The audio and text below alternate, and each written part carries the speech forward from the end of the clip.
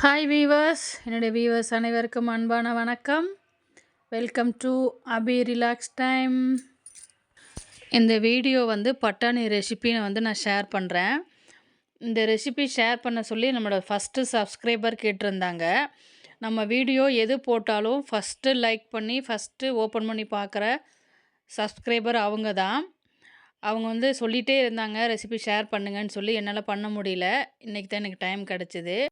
அந்த சிஸ்டருக்கு நான் நன்றியை தெரிவிச்சுக்கிறேன். எனக்காக டைம் ஸ்பெண்ட் பண்ணி வீடியோவை பார்த்துட்டு நமக்கு கமெண்ட்ஸ் கொடுக்குற அவங்களுக்கு நான் மறுபடியும் சொல்கிறேன். என்னுடைய வியூவர்ஸ் அனைவருக்குமே அன்பான நன்றிகளை நான் தெரிவிச்சுக்கிறேன். எனக்கு சப்ஸ்கிரைபராக உள்ளே வரீங்க அப்படின்னா என்னுடைய வீடியோவை பார்த்து லைக் பண்ணி உள்ளே வரீங்க. உங்களை முடிஞ்ச அளவுக்கு நான் திருப்திப்படுத்தணும் அப்படிங்கிறதுக்காக தான் ஒவ்வொரு வீடியோவிலையும் நான் கம்மியாக வியூஸ் போனாலுமே நான் திரும்ப வீடியோ போஸ்ட் பண்ணிகிட்டு இருக்கேன். இன்றைக்கி நான் பட்டாணி ரெசிபி ஷேர் பண்ணுறேன். நீங்களும் உங்கள் வீட்டில் ட்ரை பண்ணிவிட்டு எனக்கு கமெண்டில் பதில் சொல்லுங்கள். இந்த பட்டாணி ரெசிபி செய்கிறதுக்கு நைட்டே நான் பட்டாணியை ஊற வச்சுட்டேன். காலையில் குக்கரில் வச்சு ஒரு 4 விசில் வேக வச்சு எடுத்து வச்சாச்சு. இதுக்கு மசாலா நானே ரெடி பண்ணிட்டேன். தனித்தனியாக கட் பண்ணி போட வேண்டிய அவசியம் இல்லை. வெங்காயம், தக்காளி, 3 பச்சை மிளகா, 5-6 பல் பூண்டு, சின்ன வெங்காயம் ஒரு 15 போல் போட்டுக்கோங்க. இஞ்சி பூண்டு பேஸ்ட் இருந்ததுன்னா நீங்கள் தனியாக சேர்த்துக்கலாம். பேஸ்ட்டு இல்லை அப்படின்னா நீங்கள் இஞ்சியும் பூண்டையும் அதிலே போட்டு அரைச்சிக்கலாம். எல்லாத்தையுமே நம்ம ஃபைன் பேஸ்ட்டாக அரைக்காமல் கொஞ்சம் கொரப்பாக அரைச்சி நம்ம எடுத்து வச்சுட்டு நம்ம தாளிப்பு போடுறது தான். வானலியில் எண்ணெய் ஊற்றிட்டு கடுகு உளுந்தம்பருப்பு போட்டு தாளிச்சிட்டு கொஞ்சமாக சோம்பு போடணும் வாசத்துக்கு. கருவேப்பிலை போட்டு தாளிச்சிட்டு நம்ம அரைச்சி வச்சுருக்க அந்த மசாலாவை இது கூட நல்லா சேர்த்து நல்லா வதக்கணும். மசாலா கலர் சேஞ்ச் ஆகி அந்த பச்சை வாசனை எல்லாம் போகிற அளவுக்கு நம்ம நல்லா வதக்கி விடணும். பச்சை வாசனையெல்லாம் போனதுக்கப்புறம் நான் இஞ்சி பூண்டு பேஸ்ட்டு நான் சேர்த்துக்கிறேன். இஞ்சி பூண்டு பேஸ்ட்டு சேர்த்தும் நல்லா வதக்கணும். அந்த பச்சை வாசனையும் போகணும். நல்லா 10 மினிட்ஸ் மூடி வச்சு ஓப்பன் பண்ணி கிளறி விட்டுட்டு திரும்ப மூடி வச்சுருங்க.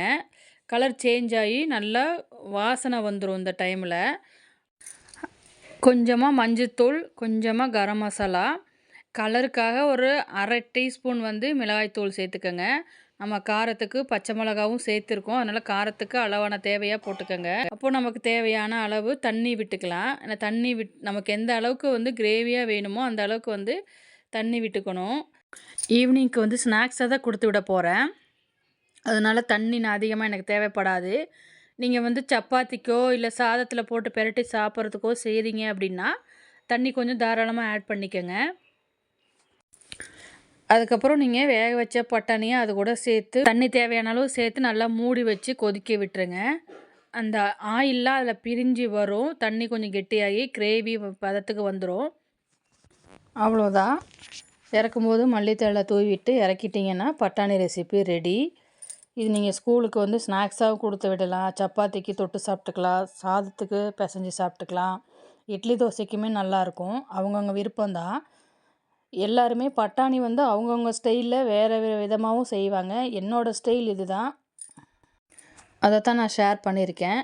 சில பேர் வெங்காயம், தக்காளியெல்லாம் தனித்தனியாக கட் பண்ணி அதுக்கப்புறம் மசாலா சேர்த்தும் செய்வாங்க. பட் அவங்கவுங்க விருப்பம். என்னோடய ரெசிபியை நான் ஷேர் பண்ணியிருக்கேன். நீங்கள் ட்ரை பண்ணி பார்த்துட்டு எப்படி இருந்துச்சுன்னு கமெண்டில் சொல்லுங்கள். சமீபத்தில் நான் ஒரு யூடியூப் வீடியோ பார்த்தேன். அவங்க தமிழ்நாட்டிலேருந்து போடலை, வேறு ஒரு மாநிலத்திலேருந்து போடுறாங்களா, வேறு ஒரு நாட்டிலேருந்து போடுறாங்களா எனக்கு தெரில. பட் நல்ல வியூஸு, நல்ல சப்ஸ்கிரைபர் எல்லாமே அவங்களுக்கு இருக்குது. ஆனால் சப்ஸ்கிரைபரும் போடுற கமெண்ட்ஸை அவங்க ரெஸ்பான்ஸ் பண்ணி பேசுகிற மாதிரி எனக்கு தெரியல. கொஞ்சம் எகத்தாளமாகவே பதில் சொல்கிறாங்க. நான் பணத்துக்காக வீடியோ போடலை, காசுக்காக வீடியோ போடலை, என்னுடைய ஆசைக்காக தான் நான் வீடியோ போடுறேன், நீங்கள் இப்படிலாம் சொல்லக்கூடாது அப்படிங்கிற மாதிரி வீடியோ போட்டிருந்தாங்க. எப்போதுமே நம்ம ஒரு வீடியோவே போட்டால் கூட நமக்கு நெகட்டிவ் கமெண்ட்ஸ் வரும். நம்ம அந்த நெகட்டிவ் கமெண்ட்ஸை பெருசாக எடுத்துக்கணும்னு நம்ம தேவை கிடையாது. பட் நம்மளோட விருப்பத்தில் அக்கறையாக ஒரு சில விஷயங்கள் சொல்லும்போது கண்டிப்பாக நம்ம அதை எடுத்துக்கணும் அப்படிங்கிறது தான் என்னோட எண்ணம்.